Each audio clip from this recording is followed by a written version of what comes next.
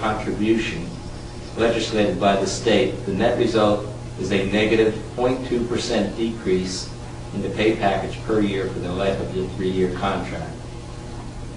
The administrators have also agreed to abide by any additional health care changes that may result from the ongoing teachers' union negotiations with the district.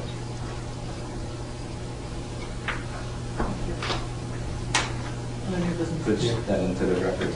Yes. We got it. I need to just report out to the board, and also I'm looking for some direction regarding this issue. As you know, with the federal health care program, as of January 1, all of our employees who have children that are 26 years or less can be added back to the medical coverage. We're currently in the open enrollment, so as far as medical is concerned, because the state health plan renews on January 1st, is a time frame for them to do that. In addition to that, the prescription plan is also an avenue that these 26-year-olds can also enroll in. The only caveat is this, is that our prescription plan doesn't expire until August of 2011. So it's really at the option of the board as to whether to go ahead and include these additional participants beginning January 1. Our brokers indicated that administratively it's easier just to add them on at this point in time.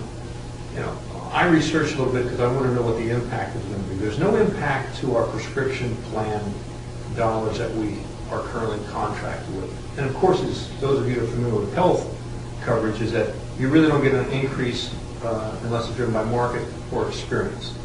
Adding additional bodies of that age group, I don't know how much more a negative experience we might have, but we could. So that's, I think, the downside. The number of participants that we may have would be 33. Would be 33 kids between the ages of 23, which is when they currently age out, and age 26. So my question and direction I'm looking for is, do you want us to go ahead and include the prescription plan as of January 1, or you can take the approach that wait until it renews come next September, unless we do something else. We know for a fact that you said 23 or 30? 33. 30. We know for a fact that those 33 that are eligible would in fact enroll? No, we don't, because we don't know necessarily what their work status is. They may be working for a company that already provides health benefits, and they may choose not to go on to our plan. I think that where this is going to take effect, or where you're going to see your folks coming from, are kids that have graduated from college, still trying to find work, still living at home. That's probably who our target audience will be. Isn't there something in the law that states that they have to still be residing or something underneath? No. Actually, believe it or not, they can be married and living with their spouse, and if they're under 26 years of age, their parent can add them to their policy. They can't add the spouse, but they can add their child. Nothing in the law that states that you have a job, as an employer, you have to order out for benefits. Not that I'm aware of. Not for. I mean, you're going to see 33 people show up and just do that. Well, unless they haven't. They're already covered. If they're working. If they're already covered, we're not required to offer to them, or would they do a coordination of benefits where they would have a primary carrier under their employer, and then they would have outstanding deductibles that would then be submitted to us for coverage? Similar to, if you have 2 working spouses with 2 health care plans, right. Normally you would apply the benefit under the richer plan, and any outstanding costs to the consumer then resubmitted to the secondary plan for coverage.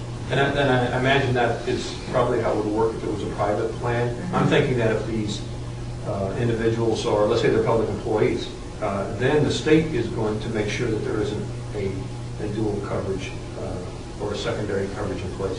Because they went through the audit process last May and identified all families that has individuals working in different districts or within the same district that had duplicate coverage, and we had to eliminate that. Well, that was before the healthcare recovery, right? That was Governor Christie's initiative for that to take place. So, tomorrow there's a session on no easy answers. Sometimes. Well, here's the deal. We can wait again till tomorrow, but the enrollment period is October 1 to October 30th, and we've been putting people off because what we've been doing is not answering the question at this point because Anthony and I didn't want to make the decision administratively because there is potentially a cost impact to the district. If you're going to have to eat it anyway come September 1 of 2011. It's just a matter, are you willing to allow them to enroll January 1? If we allow them to enroll January 1 and they have heavy prescription use, that will drive up our experience and drive up our premium for September. Correct. So there's a potential significant cost impact. There's a potential there. The behavior from January to September could impact the cost from September. And it kind of depends on the pool of individuals. Right. If they got a healthy group, there's no impact. Right, it depends on utilization. But I don't think we can parse that out as to who's a potential risk and who's not. The question is, will we be able to afford the increase? Right. And that's not a known factor at this Has the point. broker been able to do any forecasting on that? Because that would really help us determine. They have actuaries that ought to be able to forecast. What percentage would you Yeah. utilize? They can look at the age of the group, the general. I didn't ask them to do that, but I can. See if they can, because Yeah. that really helps make the decision. What if we 5 people enrolled? Right now, we're trying to get the individual down to maybe be Or informed. potential liabilities with 31 people. They can ask, an actuary can forecast what percentage of that 33 they anticipate enrolling, and then of that percentage, they can also forecast then usage. True. They've got charts that predict this. I know that, but- And then they can generate an estimate, and again, it's estimate.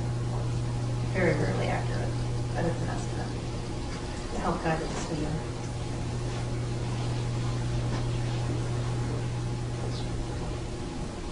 What do you need to know, Sam? Well, here's what I'd like to do is, if I do this research, and I'm not sure who, but the next board meeting isn't until November 15th. I really need to turn this around before the end of the week. If you would tell me who would be appropriate, because I don't want to do this without the board being aware. I guess I could send out an email, let you know what the results are, and get some feedback from you in that respect. I think that would be helpful. Got some information. Okay. Take services on that. That's it. Any other new business? All right. Oh, I'm sorry. The Garden State Coalition of Schools is sponsoring a one-day workshop Wednesday, November 10th, in conjunction with the Rutgers Institute for Student Achievement, focusing on the reality of living within a 2% budget cut. They're planning to bring some people in from Massachusetts who've lived with a 2% hard cap for a while, talk about the effects on the school. If anyone's interested in going, I can sign you up. Because we're members of both the Garden State Coalition of Schools and the Rutgers Institute for Achievement, we get a substantial discount. When is it? Wednesday, November, it's either 10th or 11th. It's the Wednesday of that week. Okay, Wednesday, November 10th. Where is this? Put an email on it. Yeah. Rutgers. It's at Rutgers, yes.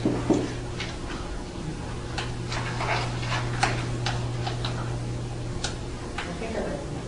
Send me an email, and I'll register you. Starting the day? Start in the day.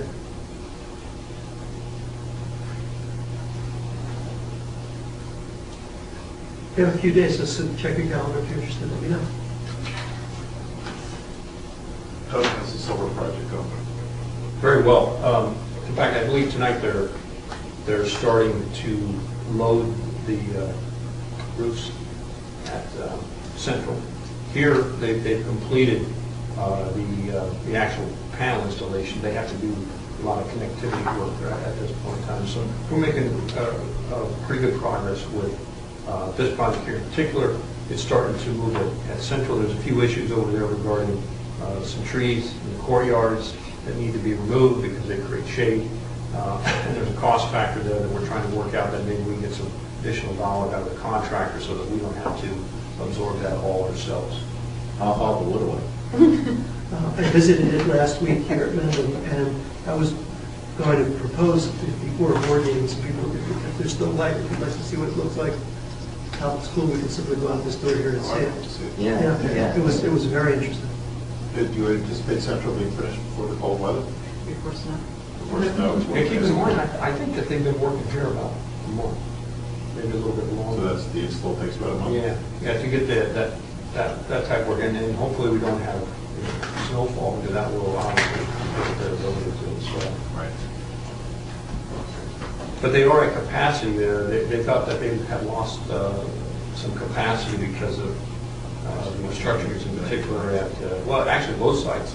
And they've been able to identify some additional roofs at the central site that they're adding additional panels on to bring them back up to the original estimate. So we're pleased with that outcome. There's also, so you know, there's going to be a display that will be wireless that will measure the impact of the solar panels. And what the individual from the contractor company was indicating is that this could actually be a mobile station in each one of the schools that could be moved from classroom to classroom, that could be used for instructional purposes. And I got pretty excited about that, because if you remember when we looked at that Nevada, that was a mechanism to let the occupants of the building see what kind of utilization and how they could impact that. And I think this will be a great tool.